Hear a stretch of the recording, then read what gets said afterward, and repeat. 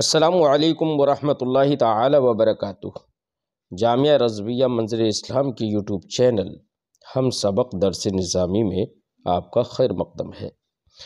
آپ کے لیے ایک اہم خوشخبری، جو طلباء اور طالبات کسی مجبوری کے پیش نظر مدارس میں پڑھنے سے قاصر ہیں، وہ اب آن لائن گھر بیٹھے عالمہ کورس کر سکتے ہیں، وہ بھی صرف 6 سال میں۔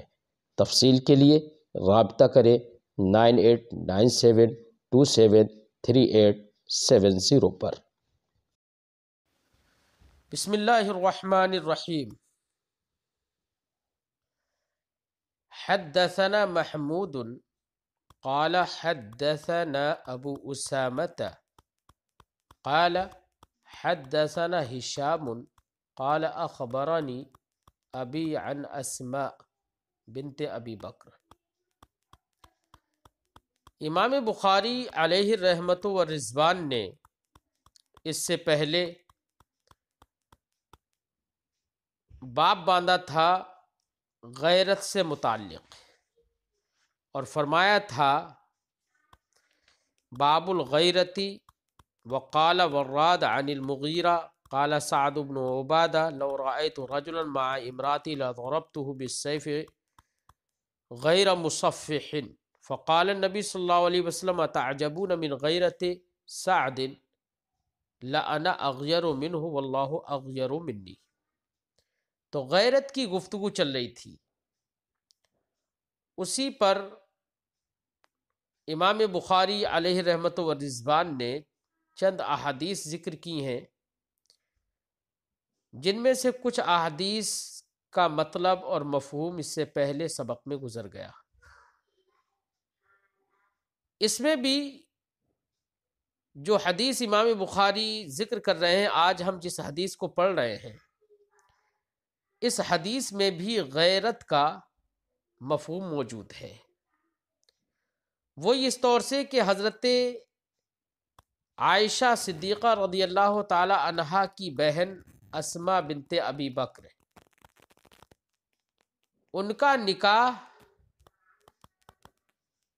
زبیر ابن عوام سے ہوا تھا، تو زبیر ابن عوام کی غیرت کو بھی وہ اس روایت میں ذکر کر رہی ہیں،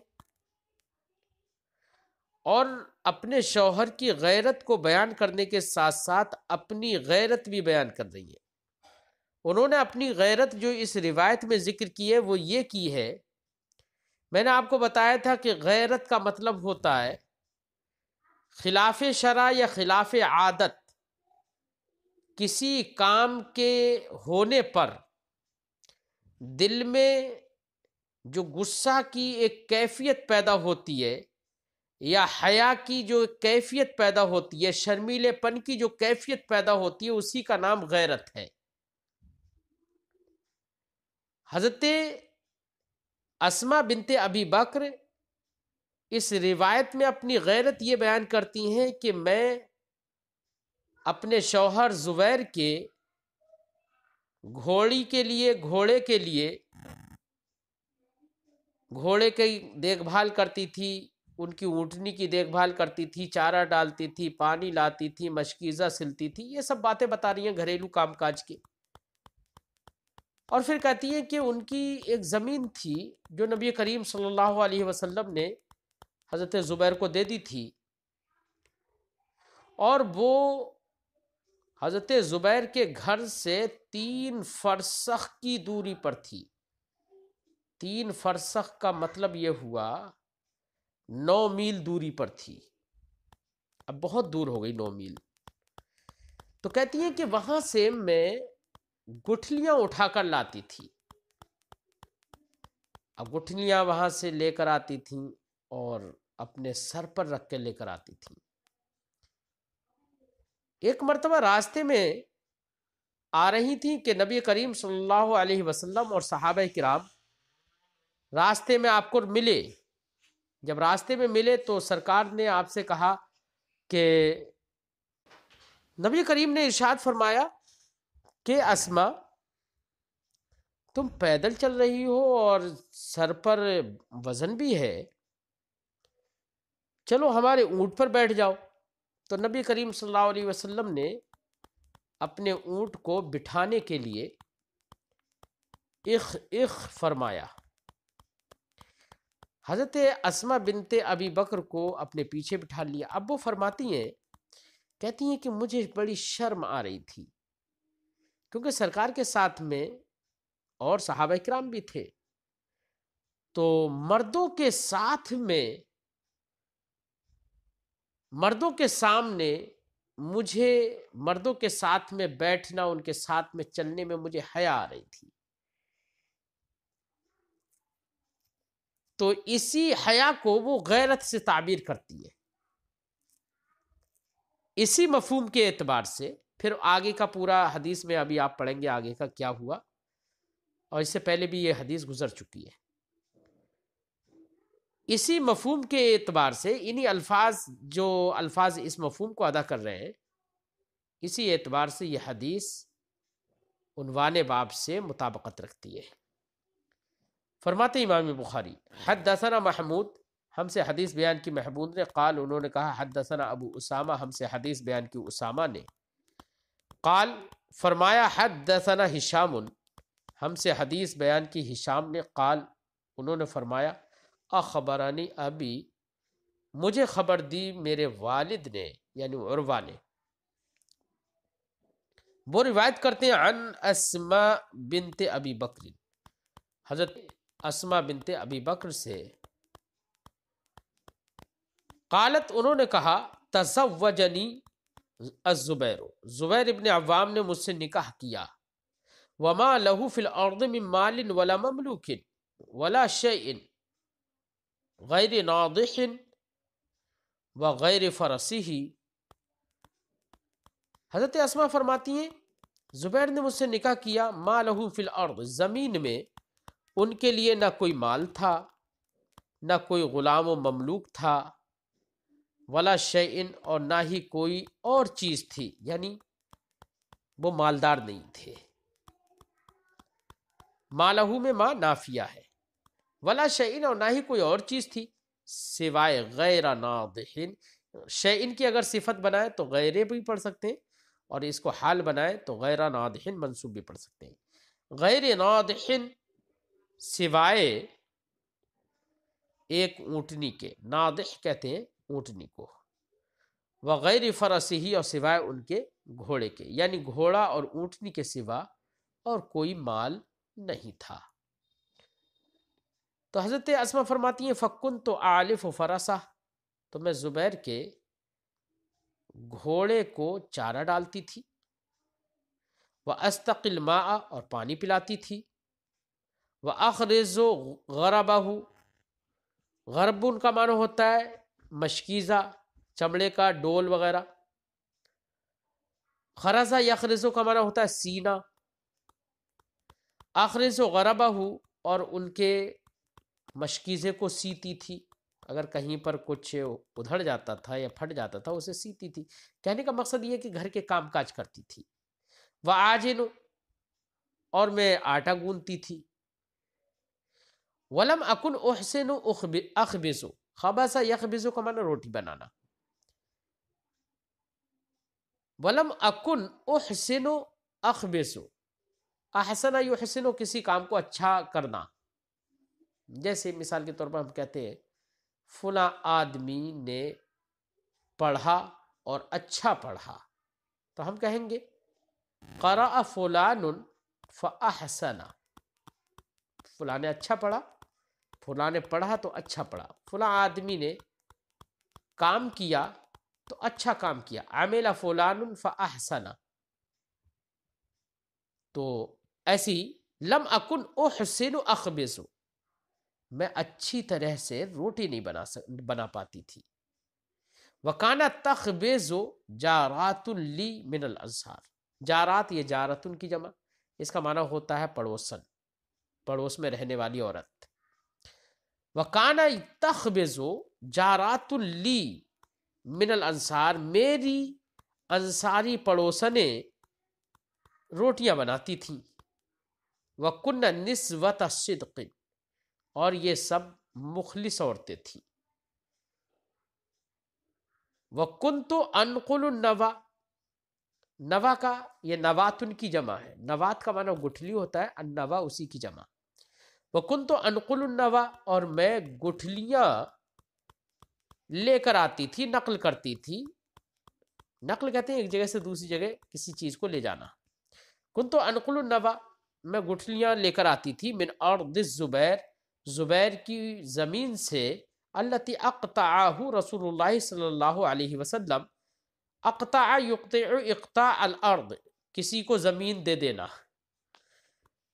میں زبیر کی، میں گٹھلیاں لاتی تھی زبیر کی اس زمین سے، التی اقطعہ رسول اللہ صلی اللہ علیہ وسلم، جو زمین سرکار نے حضرت زبیر کو دے دی تھی. علی راسی، گٹھلیاں کہاں پر لاتی تھی؟ علی راسی، اپنے سر پر رکھ کر. وَهِيَ مِنِّي عَلَى ثُلُثِ فَرْسَخٍ، اور وہ زمین مجھ سے کا مطلب یعنی جس جگہ پر ہم رہتے تھے اس جگہ سے، مجھ سے 3 فرسخ کی دوری پر تھی. فجئت یومن، تو میں ایک دن آئی، والنوى علی راسی، اس حال میں کہ گٹھلیاں میرے سر پر تھیں. فلقیت رسول اللہ صلی اللہ علیہ وسلم، تو میں نے رسول اللہ صلی اللہ علیہ وسلم سے ملاقات کی، یعنی راستے میں سرکار مل گئے. ومعہ نفر من الانصار، ان کے ساتھ کچھ انصار کے لوگ تھے. فدعانی، تو سرکار نے مجھے بلایا. ثم قال، پھر سرکار نے فرمایا، اخ اخ، یعنی اونٹنی سے اپنے فرمایا، اونٹ سے فرمایا اخ اخ، بٹھانے کے لیے ایسے بولتے تھے. لیحملنی خلفہ، تاکہ سرکار اپنے پیچھے مجھے بٹھا لے اور سوار کر لے. فاستحییت، تو مجھے حیا آئی، کس بات سے؟ ان اسیر مع الرجال، کہ میں مردوں کے ساتھ چلوں. وذکرت زبیرہ وغیرتہ، اور میں نے زبیر اور ان کی غیرت کو یاد کیا یا غیرت کو ذکر کیا. اور فرماتی ہیں وکان اغیر الناس، وہ لوگوں میں بہت باغیرت تھے، غیرت مند تھے. فعرف رسول اللہ صلی اللہ علیہ وسلم، تو جب میں نے یہ ذکر کیا زبیر کا اور ان کی غیرت کا، تو سرکار نے سمجھ لیا انی قد استحییت، کہ مجھے حیا ہوئی ہے، مجھے شرم لگی ہے. فمضى، تو سرکار گزر گئے، یعنی سفر پورا ہو گیا. فجئت زبیرہ، تو میں زبیر کے پاس آئی. فقلت، تو میں نے کہا، زبیر سے کہا، لقینی رسول اللہ صلی اللہ علیہ وسلم، مجھے سرکار مل گئے. وعلی راسی النوى، اور میرے سر پر گٹھلیاں تھیں. ومعہ نفر من اصحابہ، اور سرکار کے ساتھ آپ کے صحابہ میں سے ایک جماعت تھی. فاناخ لارکب، تو سرکار نے اپنی اونٹنی کو بٹھایا تاکہ میں سوار ہو جاؤں. فاستحییت منہ، تو مجھے اس سوار ہونے سے حیا آئی. وعرفت غیرتک، اور میں نے آپ کی غیرت کو سمجھ لیا تھا، جان لیا تھا، میں آپ کی غیرت سے آشنا تھی. فقال، تو حضرت زبیر نے کہا، واللہ یحملک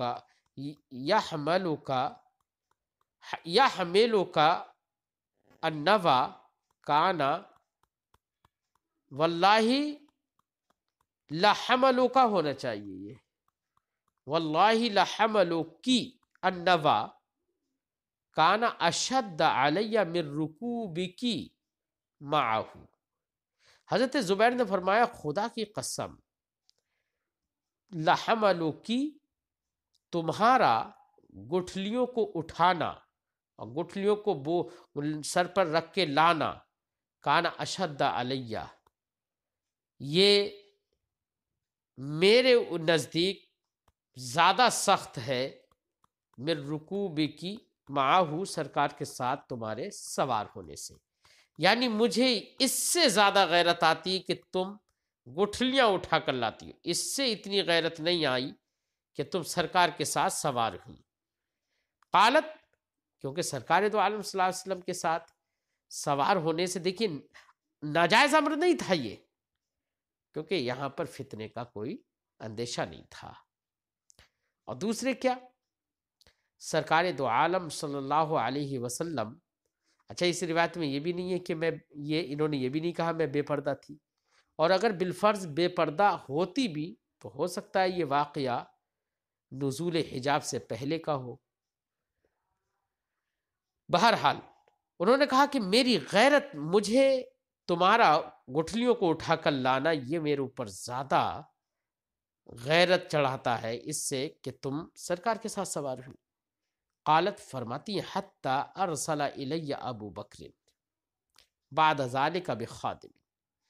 دیکھیے یہ آسانی ہو گئی کہ سرکار نے رحم فرمایا، کرم فرمایا، اپنے ساتھ بٹھا لیا۔ یہ جب بات حضرت ابو بکر کو پہنچی کہ میری بیٹی کو یہ تکلیف ہے، یہ پریشانی ہے، آنا اتنی دور دور سے سامان چیزیں اٹھا کر لے کر آ رہی ہے، تو فرماتی ہیں حتی ارسل الی ابو بکر، تو ابو بکر صدیق رضی اللہ تعالیٰ عنہ نے میرے پاس اس کے بعد بخادم، ایک خادمہ بھیج دی۔ خادم کا اطلاق خادم اور خادمہ دونوں پر ہوتا ہے۔ وَيَكْفِينِي سیاست، بخادم، خادم بھیج دیا یا خادمہ بھیج دی۔ تکفینی، اگر خادمہ مراد ہو تو تکفینی پڑھیں گے، خادم مراد ہو تو یکفینی پڑھیں گے۔ تکفینی سیاست الفرس، وہ خادمہ گھوڑے کی دیکھ بھال میں مجھے کافی ہو گئی۔ فَكَأَنَّمَا أَعْتَقَنِي، ایسا لگتا تھا کہ اس نے مجھے بالکل آزاد کر دیا، اب مجھے کوئی پریشانی نہیں ہوتی تھی۔ تو ترجمۃ الباب سے مطابقت حدیث کو کس طریقے سے وہ آپ نے سمجھ لیا۔ حدثنا علی قال، حضرت امام بخاری فرماتے ہیں ہم سے حدیث بیان کیا علی ابن مدینی نے، قال انہوں نے کہا حدثنا ابن علیہ، ہم سے حدیث بیان کی ابن علیہ نے، یعنی اسماعیل ابن علیہ نے، وہ روایت کرتے ہیں عن حمید سے، وہ روایت کرتے ہیں عن انس، حضرت انس سے، قال انہوں نے فرمایا کان نبی صلی اللہ علیہ وسلم عند بعض نسائہ، نبی کریم صلی اللہ علیہ وسلم اپنی بعض کسی بیوی کے پاس تھے۔ بیوی سے مراد یہ بھی فرمایا گیا ہے کہ حضرت صفیہ مراد ہیں اس سے، اور یہ بھی کہا گیا ہے کہ اس سے مراد ام سلمہ ہے۔ تو سرکار اپنی بیویوں میں سے کسی کے پاس تھے، فارسلت احدی امہات المؤمنین بصحفۃ فیہا طعام، تو امہات المومنین میں سے کسی ایک نے، صحفتن کا معنی ہوتا ہے پلیٹ یا پیالہ، ایک پیالہ یا ایک پلیٹ بھیجی، فیہا طعام، جس میں کھانا تھا۔ فضربت النبی صلی اللہ علیہ وسلم فی بیتہا ید الخادم، تو جن ام المومنین کے گھر میں سرکار تشریف فرما تھے، انہوں نے خادم کے ہاتھ میں مار دیا، خادم کے ہاتھ میں مار دیا۔ اس سے مراد حضرت عائشہ، یعنی حضرت عائشہ کے گھر میں سرکار تھے، تو کھانا کسی امہات المومنین میں سے کسی نے کھانا ایک برتن میں بھیجا، خادم لے کر آ رہا تھا یا خادمہ لے کر آ رہی تھی، تو حضرت عائشہ نے دیکھا تو ایک غیرت ہوئی، ایک حیا آئی کہ میرے گھر میں سرکار تشریف فرما ہے اور کھانا دوسری جگہ سے آ رہا ہے، تو انہیں یہ غیرت ہوئی، حیا چڑھی انہیں، تو انہوں نے خادمہ کے ہاتھ پر مار دیا، جس کی وجہ سے وہ برتن ہاتھ سے گر گیا۔ فسقطت الصحفۃ، تو برتن گر گیا، فانفلقت، تو وہ ٹوٹ گیا، اس کے ٹکڑے ہو گئے۔ فجمع النبی صلی اللہ علیہ وسلم فلق الصحفۃ، فلق یہ فلقتن کی جمع ہے، فلقتن کا معنی ہوتا ہے ٹکڑا، اور فلق بہت سارے ٹکڑے۔ تو نبی کریم صلی اللہ علیہ وسلم نے اس برتن کے ٹکڑوں کو جمع کیا، ثم جعل یجمع فیہ الطعام، پھر اس برتن کے ٹکڑوں کو جمع کر کے اس میں کھانا جمع کرنے لگے، الذی کان فی الصحفہ، جو کھانا اس برتن میں تھا، پیالے میں تھا، ویقول، اور فرماتے تھے، غارت امکم ثم حبس الخادمہ، غارت امکم، غارہ یغیرو کا معنی وہی غیرت کھانا، غارت امکم، تمہاری ماں نے غیرت کی، غیرت کھائی، تمہاری ماں نے غیرت کھائی، تو یہاں پر امکم سے مراد کیا ہے؟ تو کہا گیا ہے کہ یہاں پر امکم سے مراد یہ ہے حضرت ہاجرہ ہیں، حضرت سارہ جو حضرت ابراہیم خلیل اللہ کی بیوی ہے، تو انہوں نے حضرت ہاجرہ رضی اللہ تعالی عنہا سے کوئی بات کہی ہوگی جس کی وجہ سے حضرت ہاجرہ کو غیرت ہوئی، حیا آئی، تو اسی وجہ سے حضرت ابراہیم خلیل اللہ حضرت ہاجرہ کو اور حضرت اسماعیل کو ایک ایسی وادی میں چھوڑ کر چلے گئے تھے جس وادی میں نہ کوئی پیڑ تھا، نہ پودا تھا، نہ پانی تھا، کچھ نہیں تھا۔ وہی یہاں پر غیرت مراد ہے۔ سرکار نے فرمایا غارت امکم، تمہاری ماں نے غیرت کی، ثم حبس الخادمہ، پھر سرکار نے اسی جملے کی بنا پر ترجمۃ الباب سے حدیث کو مطابقت ہے۔ اب یہاں پر غیرت، میں نے آپ کو بتایا کہ حضرت عائشہ کو حیا آئی کہ سرکار میرے گھر میں ہے، سرکار کے لیے کھانا دوسری جگہ سے آ رہا ہے، تو ایک تھوڑے سے دل میں ایک سوکن کے یہاں سے، ایک دوسری بیوی کے یہاں سے اگر کھانا آئے تو جس کے گھر پر اس کا شوہر موجود ہو، شاید اس کی غیرت کو یہ گوارا نہیں ہوگا کہ کہیں دوسری جگہ سے کھانا آئے، خاص کر سوکن کے یہاں سے آئے اور اس کے گھر پر آئے، غیرت کو گوارا نہیں ہوگا۔ سوکنوں کے درمیان ایسا ہی ہوتا ہے۔ حضرت ہاجرہ اور حضرت سارہ وہ بھی آپس میں سوکن ہی تھیں اس طرح سے، یعنی حضرت ابراہیم خلیل اللہ علیہ الصلاۃ والسلام کی دونوں بیویاں تھیں۔ تو یہ معاملہ، غیرت کا معاملہ، سرکار نے فرمایا تمہاری ماں نے بھی ایسا کیا تھا۔ ثم حبس الخادمہ، پھر خادم کو سرکار نے روکا، حتی اتیا بصحفۃ من عند التی ہوا فی بیتہا، یہاں تک کہ ایک پیالہ لایا گیا ان کے پاس سے جن کے گھر میں سرکار تھے، یعنی حضرت عائشہ کے پاس سے ایک پیالہ لایا گیا۔ فدفع الصحفۃ الصحیحۃ الی التی کسرت صحیفتها وہ صحفتها، تو سرکار نے صحیح پیالہ ان کی طرف پہنچا دیا جن کا پیالہ توڑ دیا گیا تھا، صحیح پیالہ وہاں دے دیا گیا۔ وامسک المکسورۃ فی البیت، اور ٹوٹا ہوا پیالہ اسی گھر میں روک دیا، التی کسرت، اس کے گھر میں روک دیا جس نے توڑا تھا، یعنی حضرت عائشہ کے پاس ٹوٹا ہوا۔ دیکھیے یہ بھی سرکار نے انصاف کیا کہ دیکھیے جس کا پیالہ سالم آیا تھا اس کو سالم ہی پیالہ دینا چاہیے۔ اچھا، اس سے یہ بھی پتہ چلا کہ پیالے میں نقش و نگار، قیمت، ان چیزوں کا زیادہ لحاظ نہیں رہے گا اگر دونوں استعمال شدہ ہیں اور دونوں میں مساوات ہے، اگرچہ کچھ تھوڑا بہت فرق بھی صحیح، لیکن بدلے میں پیالہ دے دیا سرکار نے۔ دوسری بات ایک یہ بھی سمجھ میں آئی کہ نبی کریم صلی اللہ علیہ وسلم نے ناراضگی کا اظہار نہیں کیا۔ کیوں نہیں کیا تھا؟ اس لیے نہیں کیا تھا کہ عورتوں میں یہ خصلت فطری طور پر ہے کہ وہ سوکن کے کسی کام کو برداشت نہیں کر پاتی ہے۔ سرکار نے یہاں پر ناراضگی کا اظہار نہیں کیا، تو ترجمۃ الباب سے حدیث کی مطابقت تو سمجھ میں آ گئی ہوگی۔ حدثنا محمد بن ابی بکر المقدمی،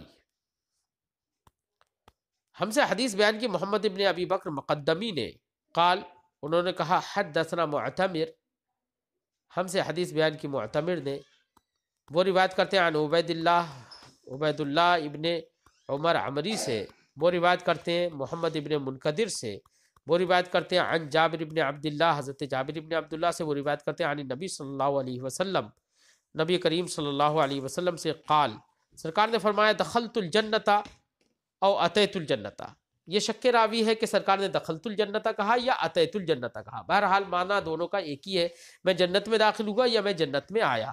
فابصرت قصرا، تو میں نے ایک محل دیکھا، فقلت لمن ھذا، تو میں نے کہا یہ محل کس کا ہے؟ قالو، تو وہاں پر لوگوں نے کہا، جنت میں جو لوگ رہے ہوں گے انہوں نے کہا، لعمر ابن الخطاب، یہ محل عمر ابن خطاب کا ہے۔ فاردت ان ادخلہ، تو سرکار فرماتے ہیں کہ میں نے چاہا کہ میں اس محل میں داخل ہو جاؤں۔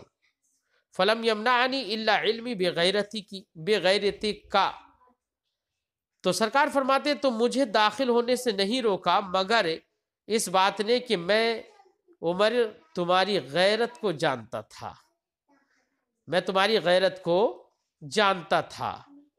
اب یہاں پر غیرت اس معنی کر، یہاں پر سرکار کہہ رہے ہیں کہ میں تمہاری غیرت کو جانتا تھا، یعنی میں جانتا تھا کہ عمر جو ہے ان کو کسی بات کو لے کر غصہ جلدی آ جاتا ہے، یہ عمر کے اندر غیرت بہت زیادہ ہے، یہ سرکار نے فرمایا۔ اب دیکھیے حضرت عمر کا ادب دیکھیے، قال عمر بن الخطاب، حضرت عمر بن خطاب رضی اللہ تعالیٰ عنہ نے عرض کی، یا رسول اللہ، بے ابی انت و امی، میرے ماں باپ آپ پر قربان ہوں، یا نبی اللہ، او علیک اغار، یا رسول اللہ کیا میں آپ پر غیرت کروں گا؟ اس کا مطلب، یا رسول اللہ غیرت میرے اندر ہے تو، لیکن میں غیرت آپ پر تھوڑی کروں گا، کسی ناپسندیدہ بات کو دیکھ کر میرے اندر غصہ تو بہت آ جاتا ہے، یا رسول اللہ میں آپ پر تھوڑی غیرت کروں گا، غصہ آپ کی اس عمل سے تھوڑی غصہ مجھے آئے گا۔ مقصد یہ تھا، یا رسول اللہ یہ غیرت بھی آئی ہے تو وہ بھی تو آپ ہی کے صدقے میں، اس لیے آپ پر تھوڑی غیرت کھاتا، آپ داخل ہو جاتے۔ بہرحال اسی جملے سے ترجمۃ الباب سے حدیث کو مطابقت ہے۔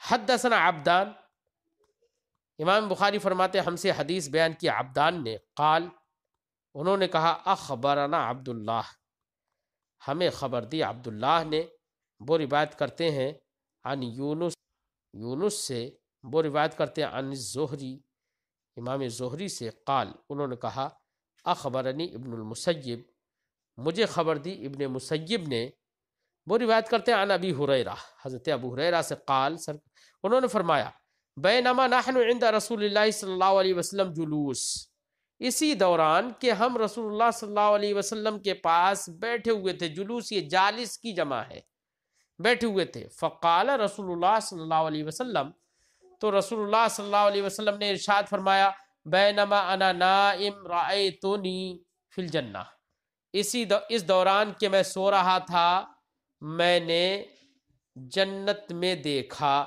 کیا دیکھا؟ میں نے جنت، رأیتنی فی الجنہ، میں نے اپنے آپ کو جنت میں دیکھا، فَإِذَا امْرَأَةٌ تَتَوَضَّأُ، میں نے جنت میں دیکھا کہ ایک عورت ہے جو وضو کر رہی ہے، کیا کر رہی ہے؟ وضو کر رہی ہے۔ اب وضو سے مراد وضو شرعی بھی ہو سکتا ہے، یعنی جو نماز کے لیے جیسے وضو کرتے ہیں وہ وضو شرعی مراد ہو سکتا ہے۔ اب وضو شرعی مراد ہو اس سے یہ سمجھ میں آئے گا، اگر وضو شرعی مراد ہے تو اس سے یہ سمجھ میں آئے گا کہ دنیا میں جو لوگ عبادات پر مداومت کرتے ہیں اور دنیا میں عبادت کی جو محافظت کرتے ہیں تو وہ جنت میں مطلب مرنے کے بعد بھی ان کے احوال اسی طریقے کے ہوتے ہیں، اللہ کی عبادتوں میں وہ مصروف ہو سکتے ہیں۔ لیکن اس سے کوئی یہ لازم نہیں آتا ہے کہ جنت یہ دار التکلیف ہے، جنت کا دار التکلیف ہونا یہ لازم نہیں آتا ہے، ٹھیک ہے، بندے کی اپنی عادت کے مطابق ہے یہ۔ سرکار نے فرمایا فَإِذَا امْرَأَةٌ تَتَوَضَّأُ إِلَى جَانِبِ قَصْرٍ، تو میں نے اچانک دیکھا کہ ایک عورت ہے جو ایک محل کی ایک طرف وضو کر رہی ہے۔ فَقُلْتُ لِمَنْ هَذَا، تو میں نے کہا یہ محل کس کا ہے؟ قال، کہنے والے نے کہا، ایک نسخے میں قالو بھی ہے، لوگوں نے کہا کیا؟ ہذا لعمر، یہ محل عمر کا ہے۔ فذکرت غیرتہ، تو سرکار فرماتے میں نے عمر کی غیرت کو یاد کیا۔ فولیت مدبرا، تو میں پیچھے الٹے قدم چلا آیا، یعنی اس میں داخل نہیں ہوا۔ فبکا عمر، حضرت عمر رضی اللہ تعالیٰ عنہ نے جب یہ سنا، سرکار کا جب یہ خواب سنا، چونکہ نبی کا خواب بھی وحی ہوتا ہے تو یہ تو حقیقت ہی پر محمول ہوگا، اسی وجہ سے حقیقت میں حضرت عمر روئے۔ فبکا عمر، تو حضرت عمر یہ سننے کے بعد رو پڑے۔ وہو فی المجلس، اس حال میں کہ وہ مجلس میں، کہ سرکار دو عالم صلی اللہ علیہ وسلم پر میں غیرت کروں، سرکار فرما کیا رہے؟ لیکن سرکار نے تو دیکھیے، اس سے یہ سمجھ میں آتا ہے، حالانکہ سرکار کو بھی یقین ہے، سرکار بھی جانتے ہیں کہ عمر مجھ پر غصہ نہیں کریں گے، ٹھیک ہے، جانتے ہیں، لیکن سرکار دو عالم صلی اللہ علیہ وسلم جو بھی عمل کر رہے ہیں نا، وہ تعلیم امت کے لیے کر رہے ہیں۔ اس سے اشارہ اس بات کی طرف ہے کہ انسان کی ظاہری دنیا میں عادت یہ ہونا چاہیے کہ کسی کی دوسرے کی چیز اس کے اجازت کے بغیر استعمال نہ کرے، دوسرے کے گھر میں اس کی اجازت کے بغیر داخل نہ ہو۔ جب دنیا میں یہ عادت ہوگی نا تو خواب میں بھی اپنے عادت کے مطابق ہی کرے گا۔ یہ لوگوں کو تعلیم دینا ہے۔ بہرحال سرکار داخل نہیں ہوئے۔ فبکا عمر، تو حضرت عمر روئے، وہو فی المجلس، اس حال میں کہ وہ مجلس میں تھے۔ ثم قال، پھر عرض کی، اوا علیک یا رسول اللہ اغار، یا رسول اللہ کیا میں آپ پر غیرت کھاتا؟ آپ پر تو غیرت نہیں کھاتا کبھی۔ اس بات کو لے کر حضرت عمر رضی اللہ تعالیٰ عنہ روئے۔ دیکھیے، تھا تو خواب، لیکن حضرت عمر کو یقین تھا کہ یہ خواب یہ بھی وحی الہی ہے، نبی کا خواب حق ہوتا ہے، ورنہ تو خواب کو خواب سمجھ کر جیسے عام لوگوں کا خواب ہوتا ہے، حضرت عمر کبھی نہ روتے، لیکن رو پڑے۔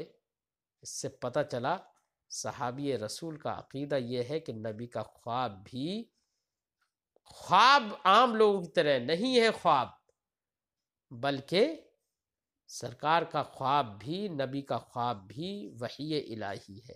جب نبی کو آنے والا خواب ایسا ہے کہ عام لوگوں کا خواب اس جیسا نہیں ہو سکتا، تو یہ خواب کو اتنی اہمیت اور فضیلت اس لیے ہوئی کہ نبی کا خواب ہے، تو عام لوگ نبی کی طرح کیسے ہو سکتے ہیں، اور نبی عام لوگوں کی طرح کیسے ہو سکتے ہیں؟ وہ تو ظاہری شکل و صورت میں ہم جیسے بنا کر بھیجے گئے، ہماری طرح انسان ان کو بنایا گیا تاکہ ہم ان سے مانوس ہوں، بات کو سمجھیں، ہدایت یاب ہو جائیں، ورنہ تو نبی کی حقیقت کیا ہے یہ تو ہم جیسے لوگ تو دور کی بات صحابہ کرام نہیں سمجھ سکے۔ پھر وہ لوگ جن کو تصور بھی کبھی نہیں ہو سکتا، وہ کہتے ہیں کہ نبی ہم جیسے بشر ہیں۔ حیرت ہے۔